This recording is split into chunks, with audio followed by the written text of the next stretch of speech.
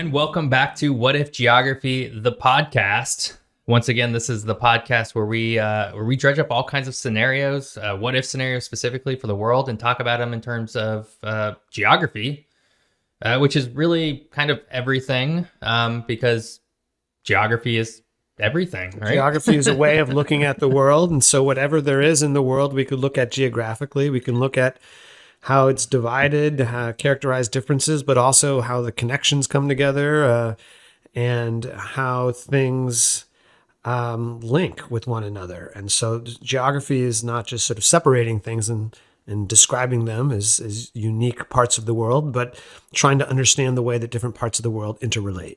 Exactly. Like we could talk about the aspect of meat consumption through geography, or we may do that. I mean, I'm 100% certain at some point that's we're coming talk up about maybe soon. meat consumption.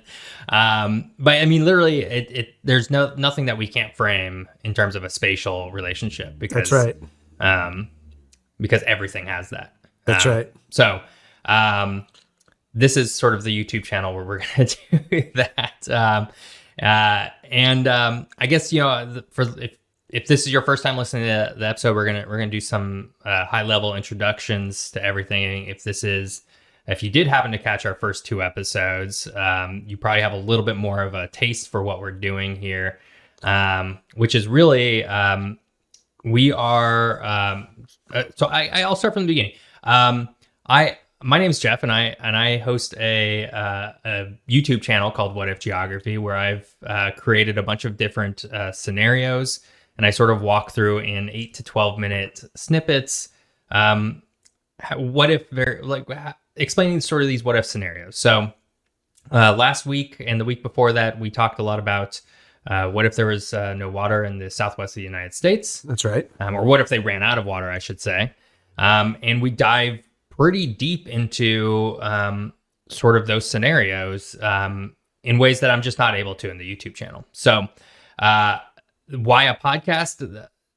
That's why we need a place. I needed a place to dive into this. Depth. Yeah, depth, right. A chance to explore things in more detail, riff off of different pieces of history that lead to where we are now, and then start to speculate on what might happen if these what ifs were to occur. Yeah, with as much grounding in geographic theory as we're able to give. That's right. And I think it's an important note to make, and maybe we didn't do it inside our first two episodes, that we are just doing it best we can. There are obviously lots of different scenarios that could come out, basically anything we talk about. We're interested in lots of different things in the world. We're not experts on all the things that we talk about, but we have enough sort of passion and desire to explore these things that we do some research and then we launch into it, and we consider them and hope that you enjoy listening to some of the scenarios and possibilities that we raise. Yeah. So once again, if you're listening to this for the very first time, you don't know that there's a YouTube channel, go to youtube.com/whatifgeography. You can see somewhere around 28 episodes. I'm not sure how many there will be at the time of this publishing. Somewhere around 28 episodes of what if scenarios you can sort of dive into and explore. This is the third episode of the podcast. Episode 3, that's right. Episode 3, topic number 2. We already discovered that our episodes are quite dense, and we had to break up episode number 1 into two-parter. Too much to talk about. And that will likely be the case for this one as well, as we just outlined sort of our topic. But before we do that, let's get into some introductions. So, Hunter, why don't you kick us off? Great. My name is Hunter. I'm a geography professor at Portland State University. I teach a variety of courses on world population, food supply, urban landscapes, geographic thought, globalization. I've taught many things, and it's because I have lots of interests. I'm a bit of a generalist, really, which lends itself to the thing that we're doing here. I'm also the co-author of a couple books that are cultural atlases. The first one is Portlandness, a Cultural Atlas, that is an in-depth look at the city of Portland, Oregon. And then more recently, Upper Left Cities, a cultural atlas of San Francisco, Portland, and Seattle. And that's co-authored with David Banis. And Geoff was a big contributor to Upper Left Cities. And these are books that give you a lot of different ways of looking at cities and places through maps, through text, through photographs, through graphics, and things that you might not have thought of when looking at your own place might come up. So I encourage you to take a look if you're interested. Yeah. And I can certainly attest to the quality of the books, especially I would say, if you're interested in cities at all, great books to pick up. Certainly if you live in either of the three cities, great books, great book to, certainly Upper Left Cities, great book to check out. I really enjoyed working on it, and it's been really fun to see it out there in the wild. Yes, it's good to see it finally come into fruition. Yeah, that was, and this is a little bit of a tangent, because we talked a little bit about it in our last episode. Sorry, this doesn't really have anything to do with today's topic, but whatever. I'm just going to talk about it because it's a podcast and we have unlimited time. That's how podcasts work. That's how podcasts work. Upper Left Cities was a monumental effort. It took years and years to put this book together. Yeah, and I don't think people realize how much. I mean, and I remember doing this too, because I remember when you guys came out with Portlandness, and which I wasn't heavily involved in. I think I was in a class at one point. This is a long time ago. But you would think oh, you're just creating 50 maps or something like that. But we don't realize is how much iteration there is, how much ideation there is.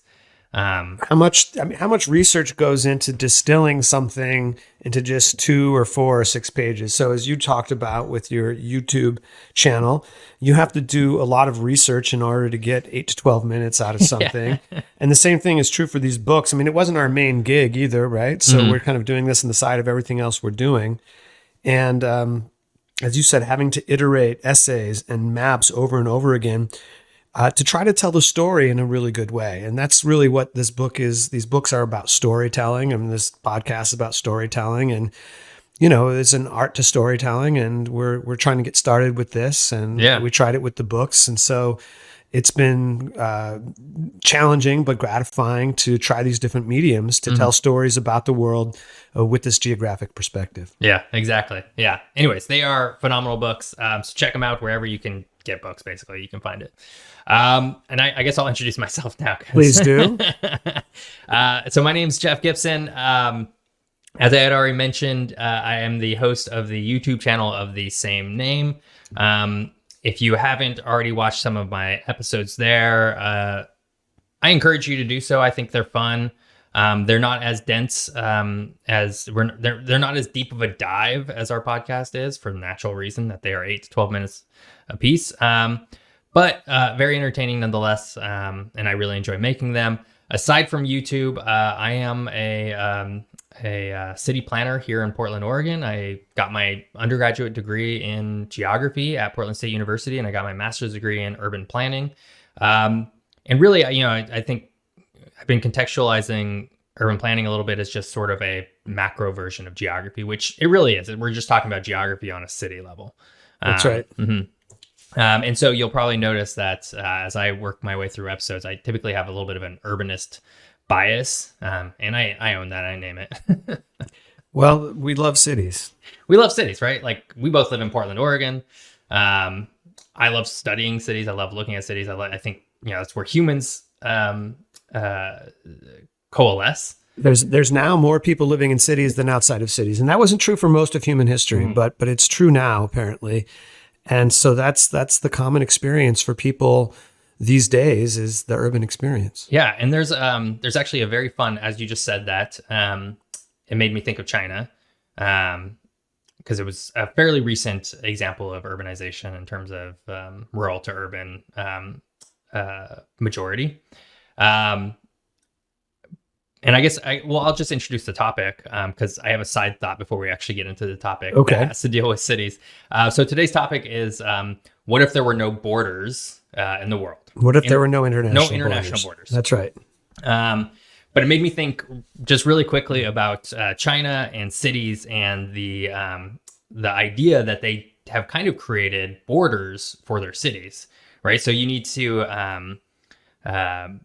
if you are born in rural China, you essentially need a specific kind of passport or some specific kind of, I guess for a lack of a better word, because we don't really have a word for it, visa in order to move and live in, one of the major cities, Shanghai, Guangzhou, Wuhan, any of these, cities. Quite different than what we have going on in the United States. Quite different here, right? Like, if I live in Portland, and I'm from Los Angeles, but had I been born in, I don't know, let's say Lincoln, I don't know, Nebraska. I don't know if that's a major city. Sorry if somebody here is from Lincoln, Nebraska. You can correct me if I'm wrong. I'm just trying to throw out a smallish rural city. There are no. I could move from Portland to that small rural city, or vice versa. I could go back and forth. You have to have the money, but there's no legal thing holding you back. There's the economic barrier, but that's really it. That's right. And so it's just a really interesting way to think about things. As we were talking about cities and all these things, I was like, oh yeah, this is actually not too different from the topic that we're going to talk about today. And so with that said, let's actually get to our topic. Let's dive in. Yeah. So the question is, what if the world didn't have any international borders? And to set that up, we have to ask another question is, why do we even have international borders in the first place? And I would say, why do we have borders in the first place? If I'm going to take a very pessimistic view of it, it's to keep people out. And sometimes it's to keep people in as well. Or to keep people in. It's for both reasons. The answer from sort of a strictly geographic perspective is that it has to do with the emergence of something that is sometimes called the modern state system. And when we talk about states here, I'm talking about countries here. So the modern system that countries operate under. And it was a movement to define state territories with internationally recognized boundaries and recognized sovereignty of the rulers of these state territories. And that's not the way the world had always worked. In fact, for most of human history, things worked a bit differently. Right. If we go back, just like, let's go back to 1500. Okay. The year 1500. Europe, still very monarch heavy. Right. All monarchs, basically, at that point. I'm not actually sure, but I'm assuming. Yeah, it's a system of monarchies. And sometimes you can refer to places that exist today, like Spain or France, but they're not existing like countries where you have a ruler that has discrete control over an entire territory like it does today. And in fact, in a little while, we'll explore that this modern state system arises out of things that are happening in medieval Europe. And we're focusing on that part of the world because that's the part of the world that has generated and exported this idea of state borders throughout the world. It's really it set the tone. Certainly. That's right. Okay, let's keep going. So what we're talking about is the political organization of space, the way of dividing up the world politically. And if you go back further, there weren't hard boundaries that were recognized by different countries necessarily, but there were a lot of frontier areas. Sort of, it's a much more fuzzy and fluid way of organizing the world. And the story we want to get up to is, how do we get to a situation where there are boundaries that, like you say, keep people in, keep people out. And if you want to go to another country, you have to have documentation and you have to have a visa and a passport, and there's a point of entry. Things didn't necessarily work like that throughout most of history, but they spread throughout the world through colonialism, and we'll get into that as well. Pre-modern borders, sometimes, the borders of the contemporary world, they do change, but the borders of the world before the sort of modern era changed even more frequently, I think it's fair to say. The modern state system is based on something that we call territorial integrity. And what that is the idea that states, different countries, regardless of their size, get to decide what happens in the territory, and it's defined by borders, and that the states get to defend those borders as well.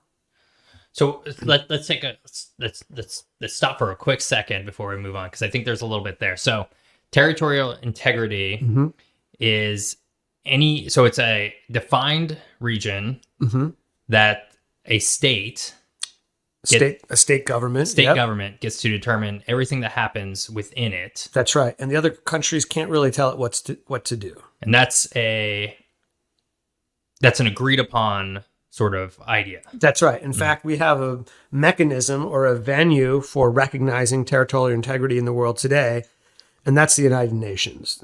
Territorial integrity is basically the operating system of the United Nations, which says that you can't violate the territory of another country unless you have a broad-based coalition, because something is happening there that most of the international community, or at least powerful elements of it, don't want to see happen. But it's why we have such different rules and laws and ways of doing things and place to place, is because countries get to decide these things now. And this can even, again, correct me if I'm wrong, but I think using the US as an example, this even happens on an interstate level, right? Where, for example, those of us here in Oregon can smoke weed. For example, you go to Idaho and it's very illegal. That's right. Like, they will still throw you in jail. In fact, they sort of made a point of it almost.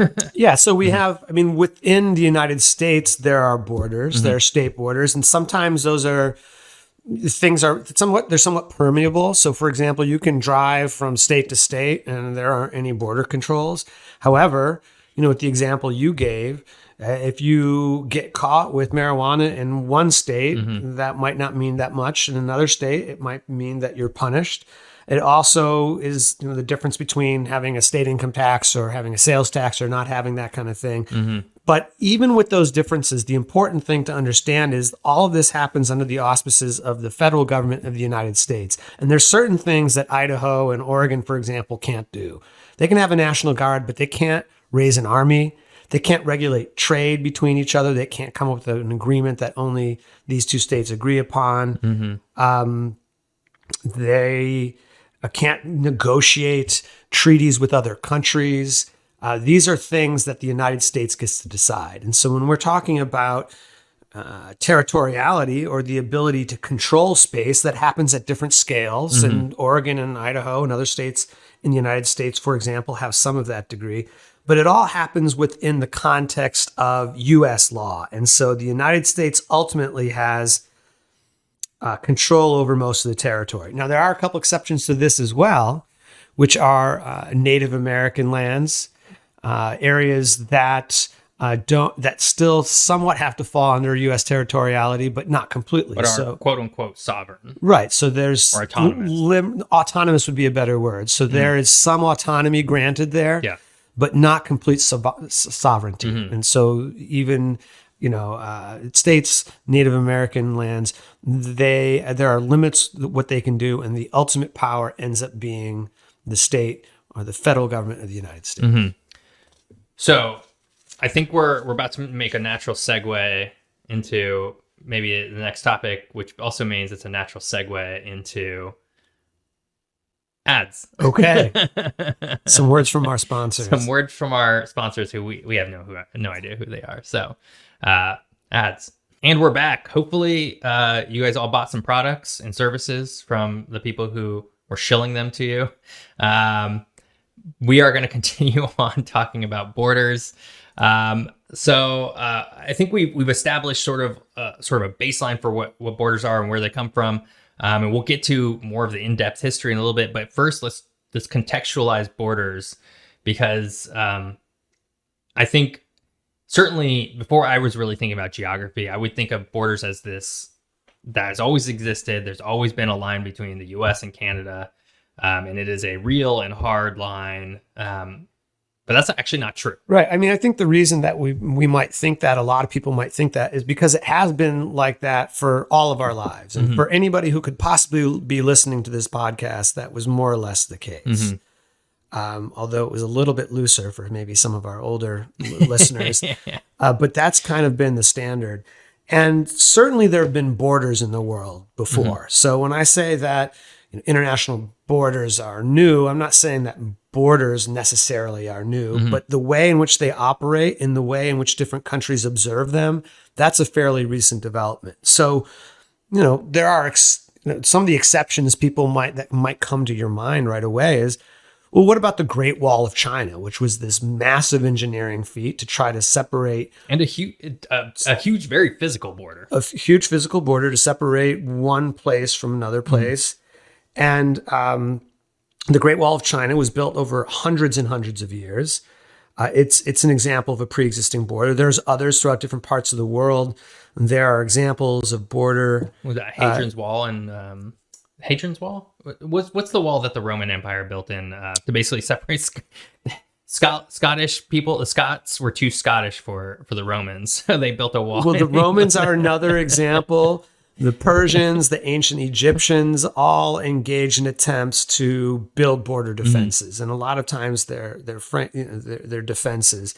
But the difference between each of these examples and what we have today is that these walls didn't generally mark a rigid and clearly determined political border. They were more a reasonable defensible spot that sort of, it was a line in the sand. But it's not the same as what we have today, which has been an installation of an approach to how international borders should be observed throughout the international system. And that's what's distinct about what we have today and some of those earlier examples that we just mentioned. Yeah, and I think to that point, I literally just thought about this, but it's like the difference between, okay, like if I'm in, let's say I'm in northern Washington on the border of, Canada, and I, do something that would be a crime. I don't know. I steal something from a store. And then I go over to Canada and I do the exact same thing. And I could only be 200 feet away from each other, but that determines basically the next course of action for whatever's going to happen. That could be wildly different from a fine in, let's say it's a fine in Washington, to it could be something more severe in Canada, probably more likely the reverse. Right. And then there's also, it doesn't matter even if I'm a citizen of America, there's already pre-established international laws that say they have jurisdiction and therefore. That's right. They have the power to control what happens there. And so you could be, as you said, 200 feet away. And if you were to perform the same action or activity in one country over another, we know that there could be very different outcomes because of that. And it has to do with the ability of the central governments to control what happens in one territory versus another territory. Yeah, and this is all like agreed upon and sort of set establishment. That's why you also have like things like what are those treaties called when it's like extradition treaties, right? Which are not always followed depending on like sort of the circumstances or different. Like, you have to ask permission to bring somebody back to another country in order to exercise the sovereignty on that person. And that other country may or may not agree with that. And there's a series of accords or agreements that countries had. But again, that once again illustrates the power and how it rests in the hands of the state, when I say state, I mean the government that is controlling a territory, that is exercising power over that territory. Yeah, very different, or I guess not very different, but I kind of lost my train of thought, but that's okay. We can just keep moving on. I guess all that's to say is that these are imaginary lines, right? Because they don't actually exist. And they do exist in certain places, certainly. I mean, walls can be built in that, but there's nothing intrinsic or natural about these happening. Yeah, nothing. Now, there might be a river or a mountain chain or something that forms part of a boundary. But that doesn't mean that all rivers or all mountain chains inherently are part of boundaries. They're boundaries and they act that way because somebody drew a line on a map and said, this is where this territory is and this is where this other territory is. Right. So they all start as ideas in people's heads that get drawn out on maps and then brought to the actual territory, the actual terrain of the world. And sometimes they're demarcated and sometimes they're not. That's how we get things like the border wall and between Mexico and the United States. That's right. It's a very strong example of a hard border that has been fortified and highly controlled and administered. Whereas if you look from the United States and Canada, you'll see that there's certainly checkpoints, but there is not like flowers. It's not exactly the same. But it's interesting, if you were to look at a satellite image from outer space, you would see very different, for example, patterns of agriculture and sometimes international borders, even without an actual line being drawn there, can be discerned from country to country, which again illustrates that there's different things happening there based on the laws or the regulations of these different countries, so that those ideas And the practices that come from them sometimes can be seen from a satellite image from outer space, even if there's no physical line drawn there. Mm-hmm. So with that, I think maybe we dive a little bit more into the history of borders and why we even have them. And I'm going to frame this in a way that I think I've played this video game that some people here might have played. Some of our listeners might have played. It's called Crusader Kings. Okay. I'm unfamiliar with it, so tell me about it. It's totally fine. It's a pretty nerdy game. But essentially you take the place of a lord of some kind back in like 10,000, or sorry, not 10,000, 1000 AD. And you sort of have your little territory, and it's sort of high strategy, sort of like just looking at a map the whole time. And you can sort of like make geopolitical moves with other lords, and sort of like, I think all that's to say is, as you're progressing through the game, the borders of the world, really more of Europe, because it's really sort of focused on, change. And they can change depending on sort of how you play the game as well. And like whether you like ally yourself with these people, or you join this sort of empire, or you sort of form your own empire and everything like that. And I think it's important to note that if we go back in time, boy, borders were a lot more fluid. Yeah, no, that's true. And so it's interesting that you mentioned a game where that idea of having a different political organization of space that was more fluid existed. And we could contrast that with the game that I have played before called Risk. And in that game, the borders don't change. They're always the same. And it's a question of gaining control over certain things, but already instilled on the map on a Risk board is the idea that these are the hard boundaries. And once you control them, you control that area. Yeah, yeah. So it's very interesting. So I think just to say, borders used to be a lot more flexible at one point. So how did that even happen? Why do we have borders? All right. So the story as to why we have international borders in the way that we do today, in large part develops out of attempt to settle various wars and series of wars in Europe during the 16th and 17th centuries. And then they subsequently spread throughout the world, largely through colonialism during the 18th, 19th, and 20th century. So I can point to a couple treaties in particular in Europe that really put this idea into practice. And this doesn't happen overnight, but they start to change the way that different European kingdoms started to observe one another. And this is sort of the birth of the modern state system, which then gets exported again through colonialism throughout most of the world. And the first of these is called the Treaty of Augsburg, which happened in 1555. Now, at this time, and this is in Central Europe, the princes were in what is mostly Germany today and neighboring areas. The princes who controlled these different kingdoms were allowed through this treaty to choose their own religion. Now, not any religion. By religion, I mean either Lutheranism or Catholicism. And so the idea at the time was to mitigate conflict and warfare between these two different groups by allowing these princes to choose their religion. The notable religion, the other religion that was vying for power at this time was Calvinism. That can come into the story later. But it's the significance for our purposes here now of this Treaty of Augsburg is that it puts in place the idea that a ruler gets to establish what happens in a given territory and that other rulers should abide by that. And now, it's not to be overstated. It doesn't apply to most of Europe, much less most of the world. However, it does establish this practice that will eventually develop into territorial integrity and the modern state system. And so there's another one of these that I'll talk about in a little bit more detail. And that's called the Treaty or Peace of Westphalia, which happens in 1648. Westphalia, where is that? This is... I can look it up too. Okay. This is in contemporary, I think it's in Germany today. Okay. This would have been in Central it is Europe. Germany. That's good. And the Treaty of Westphalia is a name actually for a series of treaties that brought the 30 Years' War to an end and the 80 Years' War to an end.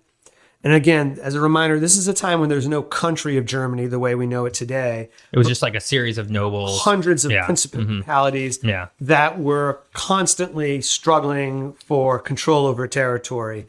The 30 Years' War was a series of wars, a particularly destructive era that spanned from 1618 to 1648. And it began as a conflict between Catholic and Protestant states in Central Europe that subsequently drew in many of the great powers across Europe. Won't go too much into the 80 Years' War, but that's one that pits the Dutch Republic against Spain, which controlled it, and ended with Spain recognizing the independence of the Dutch Republic. Now, during this period of the 30 Years' War, millions of people were killed, and this ultimately prompts and this constant vying for land prompts an accord that was intended to lead to more stability for the powers that be in Europe by setting up a system of coexisting sovereign states. And so although the treaty didn't, certainly I think the history of the world proves that it didn't result in peace in Europe, it did instill a new system of sovereignty based on the international recognition of state borders. And so it builds on that Treaty of Augsburg. The Treaty of Westphalia expands to Calvinists, the religious toleration and sovereignty over territory, that the rulers, usually one person gets to decide. So it's not like the people are getting together to vote on this or anything. That comes a little bit later. But the Treaty of Westphalia puts into place this notion of territorial integrity for the German princes that were part of the Holy Roman Empire. And although it took hundreds of years to become a global standard, the modern state system, today's notion of sovereignty we were talking about earlier, and these rigidly observed borders that we have today tracks back to this Treaty of Westphalia. And sorry, what year was that again? 1648. 1648. So that's what, 400 years? So it's a while back still, right? Mm-hmm. So there's other things that happen that need to happen for us to get to the system that we have right. today. Well, so, and the reason why I asked that, because, okay, yeah. So so all these things happened 400 some odd years ago. Right. I'm not going to do the math off the top of my head. I was told there'd be no math in this podcast. Yeah, there's no math in this podcast. This is not What If Mathematics. This is What If Geography. But as I'm thinking back, just let's go back 100 years ago. Okay. The fluidity of borders, or I would say we'll say fluidity, was a lot more allowable. Right, you could. There was a lot more. If we go back 100 years ago, that's where we start to gel the system that we have today. But like something. As I'm looking back, as I'm thinking back to my history classes. I think about you have these treaties that happen in the 1600s, and then you have if we contextualize it for the United States, which is obviously what we're most familiar with. And apologies to any Europeans, but it's or just, anybody from anywhere else in the world who's listening. Exactly. Thank you. Yeah, good point. But just to contextualize it for us, we really start to think about it in terms of the United States as these 13 colonies, which even they didn't really have solid borders. They might have had some solid borders. Right. There's drawing lines on maps, but it's not quite the same system that we have today. One of the things that'll help us understand that is back, in this period of the 1600s and in the Westphalian era, we could say the state was still generally understood to be the ruling class, which often was a particular ruler, right? A king or queen. A king or a queen. Yeah. So a really good example of this that gets trotted out through history is Louis XIV, Louis XIV of France, who declared "L'État est moi," I am the state. And so the idea that the ruler, oftentimes a ruling class or an individual, was the state and got to make the decisions is very different than certainly what we have in democracies today. There are places where you have a ruler who gets to make a lot of the decisions. But part of the story of the rise of the modern state system and hard borders also deals with the rise of nationalism. That's a key word. Nationalism, right? That's a very very timely word. Right. So we might think of nationalism being something that's this 20th century thing, or we might think of it something that's existed all throughout history. But in fact, the kind of nationalism that we have today, where people have this really strong allegiance to particular territories, particular countries, has a lot of its origin, and it's a little bit to the American Revolution, but the French Revolution in particular, which brought together a few different ideas. The notion that of borders and state sovereignty and national identity all sort of being roped together. And this marks the rise of something that's sometimes called the nation state. And I'm not a big fan of the term the nation state because there aren't any countries that really conform to this. In fact, it's an idea that I think has led to a lot of conflict. It's this idea that national identity ties a group to a particular territory of a state which is bounded in stark lines by national borders. And the reason that's so tricky is because it leaves a lot of people out if they're not members of this particular nation.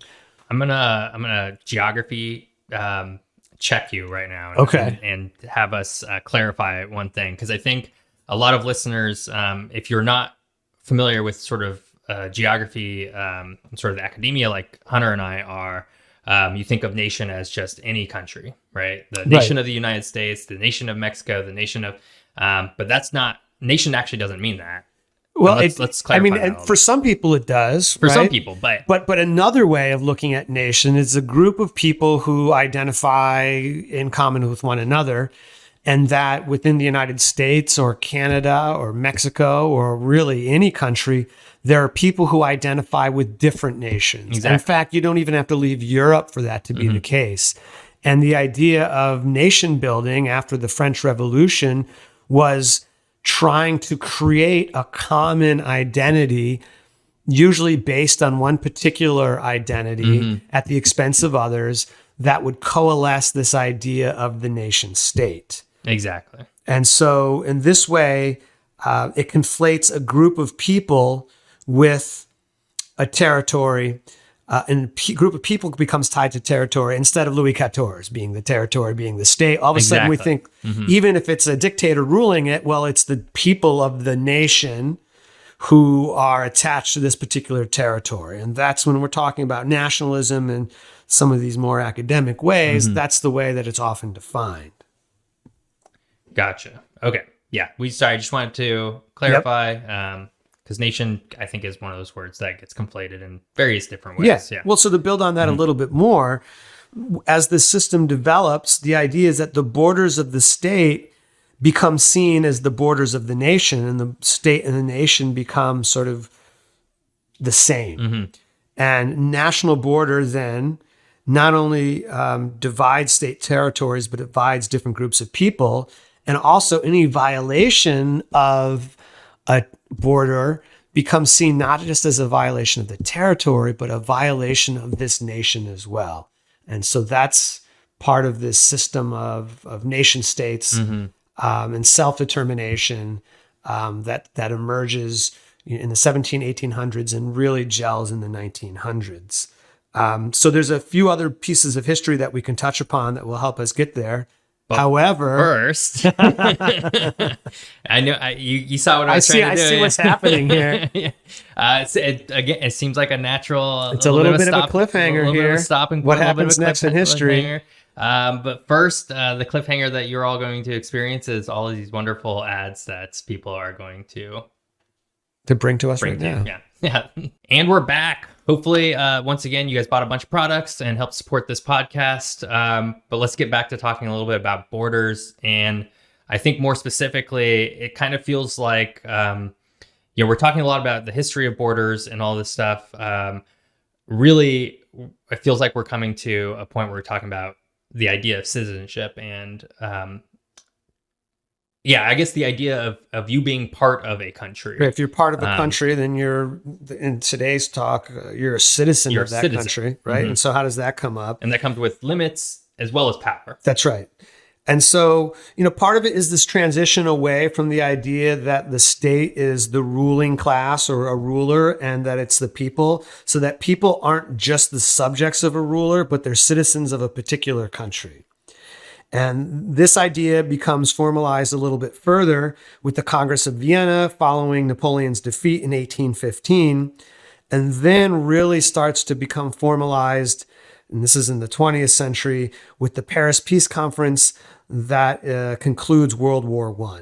And this is what solidifies the idea of national self-determination and the solidification of the modern state system. So it's a new international standard for the organization of territory and the nationalization of state borders.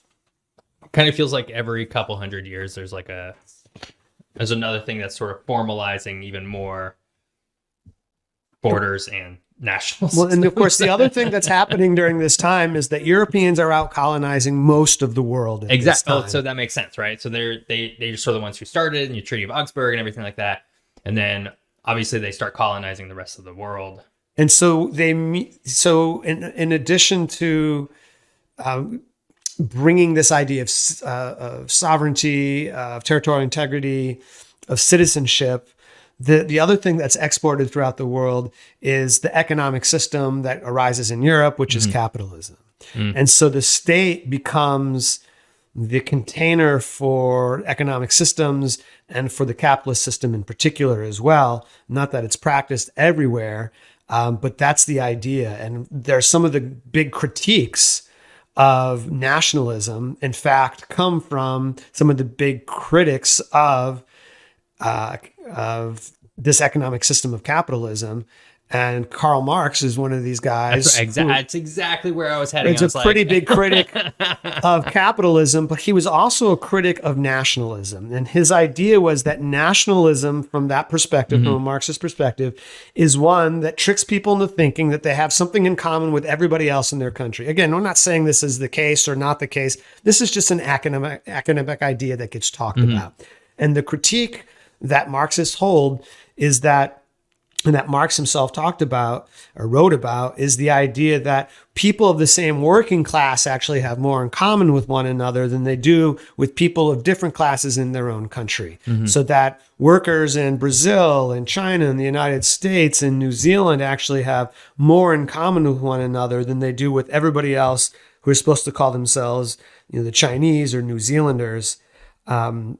We're not going to go too much further into the sort of capitalist imperatives here, but it's important to note that the rise of nationalism and the rise of capitalism are these twin exported concepts from Europe that spread throughout the world through colonialism. And I think so. I think it's really great to talk about, because it's fascinating. So the idea that workers around the world have more in common with each other, I personally think I don't know if they necessarily have more in common with each other, but I think they certainly have a lot in common with each other. So I think there's some weight to that. I think that certainly you can look at it either. I'm not sure that there's a truth with a capital T here. I mean, people have things in common with people in their own countries now because there are common cultural moments. Oftentimes there's common religion or religions. There's a language or set of languages that tie people together. Having said that, there are people in different countries who speak Spanish and French and language and different languages. Popular culture, like all these things sort of tie us together. Or, that's right. And will tie you to other people too, who are not necessarily part of your borders. All these isms are a way of seeing the world. So it's, we're not going to be here arguing that one is truth and one is not. But they become lenses for us to analyze the world, and then listeners get to decide which of those ideas and those sets of concepts are most appealing to them. And so we'll do our best to sort of pull these ideas apart, look at the history, and then come up with some wild speculation on what ifs that goes along with that afterwards. That's the fun part, right?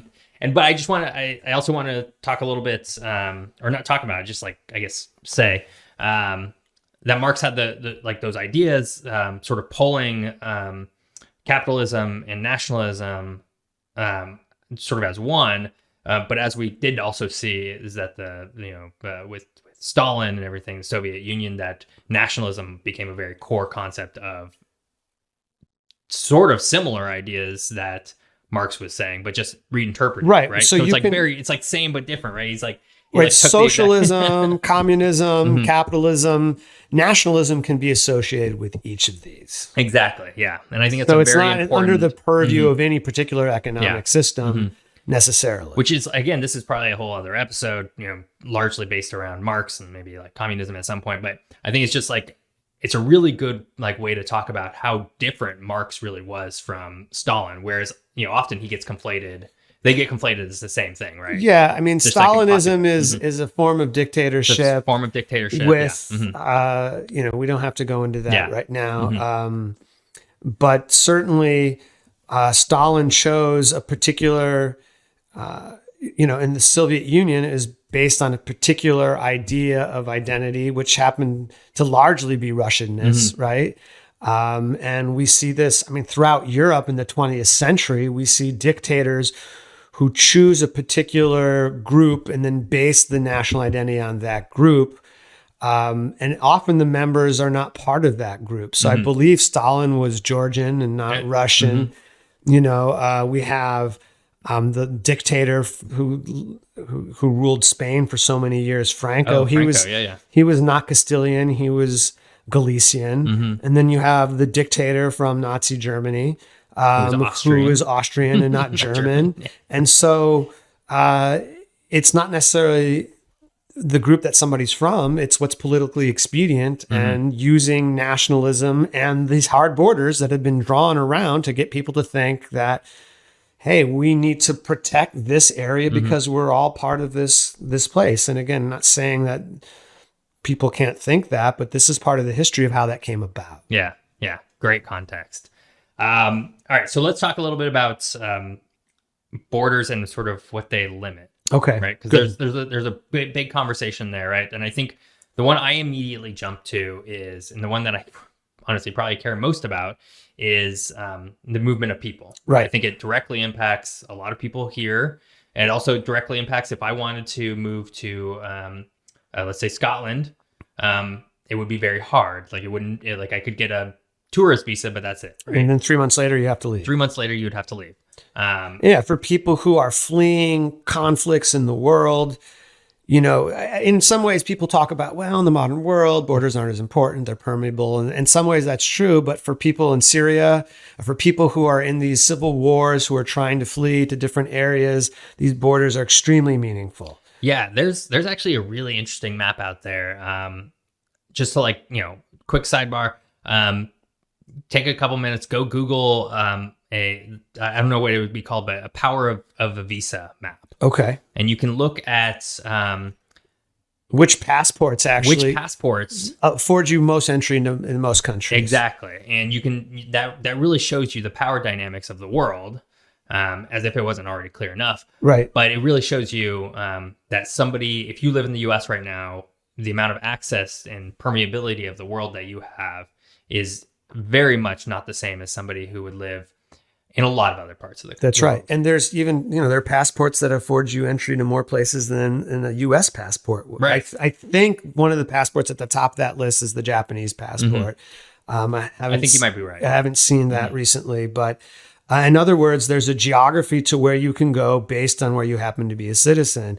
And of course, some people are not citizens of any country, and Palestinians aren't citizen oftentimes of any country. So that's the opposite end of that spectrum, where it's very hard to move from place to place. So certainly people is a very important aspect of that. And we can think about it in our own personal lives, and we can think about it in the lives of people who are fleeing natural disasters or civil wars. Another thing that is limited from national borders are goods. Right, our products. Oh, I think we're all very acutely aware of that these days. Right, and so that might be things that are perfectly legal. Like it was really hard to get a refrigerator during COVID, but there's certain things that are illegal in some countries that are legal in other countries or decriminalized, and so maybe that's drugs or other things. Maybe that's weapons, for example. There's some weapons that you can have in the United States that you can't have in other countries. And it's international borders that have a lot to do with that. Not services. Some services exist in some places and don't exist in other places, or the administration of those services are very different. Let me give you an example. There's banking throughout the world. But there's certain places in the world where banking is distinct from other places. So a famous example of this is Switzerland, right? Switzerland has long had different banking rules than other places, the Cayman Islands, other places like that. Because if you go to a bank in the United States and you get an application to start an account, the first thing they're probably going to ask you, the very first thing in that form is, what's your name? Which seems like a logical question, right? Like you're going to store something. I mean, hell, if you go to a public storage, they're probably going to ask you what your name is. Right. And so one of the reasons that rule exists in banking is so that the government can track the kinds of capital or wealth that people have in banks, and that also is conducive to taxation and things like that. But in Switzerland, and this is changing in Switzerland because there's the pressure of the international community. Again, Switzerland gets to decide its own rules, but if the rest of the world decides that they don't like those rules that much for different reasons, they can put pressure on them to change it. But, I'm thinking of action movies where somebody's got a suitcase, and if you plug in the right number, you all of a sudden have access to this Swiss bank account or something like that. This is the sort of cartoonish view of this. But this is what we're talking about with differences with services that can exist from place to place. And then we're talking about finance, and we're talking about capital. We're talking about wealth, and,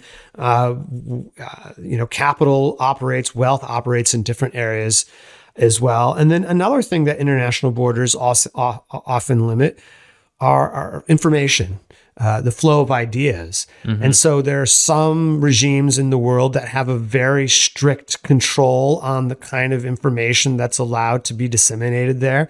There are more control over the press, for example. Like if we were to use like a very common example, I think that I hear a lot, it's the Great Firewall of China, right? They very much limit sort of the internet that people have access to. Right. North Korea would be a very extreme example where the amount of information that's coming through is highly controlled. And I've not been to North Korea, and so I'm going off of what I've read. But, apparently if you bring in a book that has certain information in it, that can get you in a lot of trouble because it's against the law to have that there. And so these sovereign states have the ability to control not only the flow of people, goods, services, and capital, but information and ideas as well. Yeah. So just to recap, people can't move. Or are they're controlled. There's controls on these which things. Is not and just to be clear, like I think maybe information is a little more modern, right? Especially with internet, it's become much more I guess imperative for countries to restrict it, certain countries certainly. For people, it's probably something that we started seeing probably around the time of early 1900s. I don't know about in the 1800s really.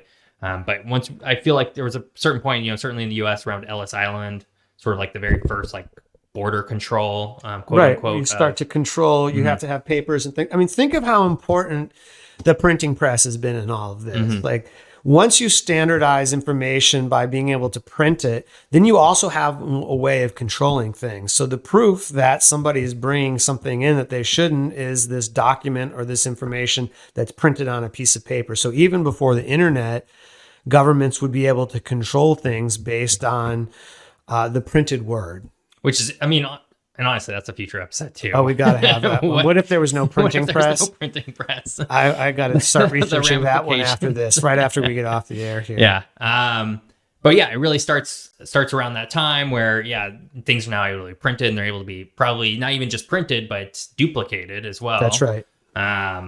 Which is an important aspect. That's right, because it used to take a long time to duplicate information, and then information could be duplicated more easily with the printing press, and then eventually you get the mass production of things. The Xerox machine, the copy machine. Xerox is a brand; it's a copy machine. A lot of people still don't know what I'm talking about, because it's ancient history to some people. And then, of course, today with digital media. It becomes easy to spread, but then there's also mechanisms to control it as well. Yeah, and quick tangent. Does Xerox still exist? Is that still a company? 1 second. Xerox. I guess we're going to find out right now. I'm going to check really quick. Yeah, it's one of those terms that you use as a catch-all for something like, tissue.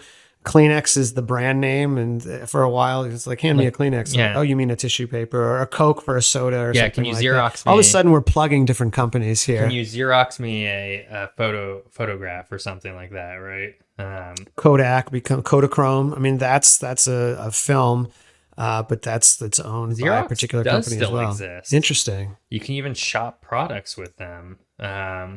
Interesting. You can buy printers, scanners, and I think that's about it. And printer supplies. Okay, so they're still a company, but I'm not sure why you would Well, still do that. But you anyways, don't want to malign any Xerox. if Xerox wants to sponsor That's What If right. Geography, we are welcome to their money. we can not make any kind of value judgments on what they're selling right now. Okay, so it kind of feels like we are winding down part one of this episode. Are we you're right. missing anything? No, I think that this is a good place to sort of wrap up episode 1, because there's still a lot to talk about. So that will have to form episode 2 of this particular topic, and what will become podcast number 4 for What If Geography. Yeah. So you heard it. Tune in next week where we're going to dive into really the whole what if part of this. That's right. What This if is there- where we start to what if there was no speculate. borders? That's right. Where we'll get into some pretty fun speculation. So Hunter, pluggables?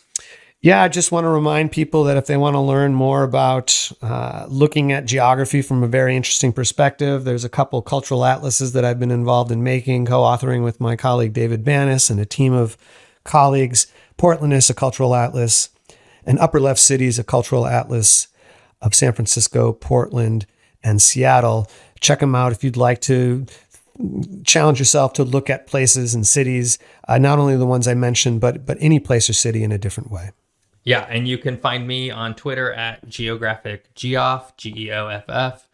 Eventually, I won't have to clarify that. At some point, people will understand. Instagram at geographic_Geoff. And then, of course, you can find us on Twitter for this podcast specifically, as well as the YouTube channel at What If Geography. So we will stay tuned. See you next week for the exciting conclusion. We'll reconvene then.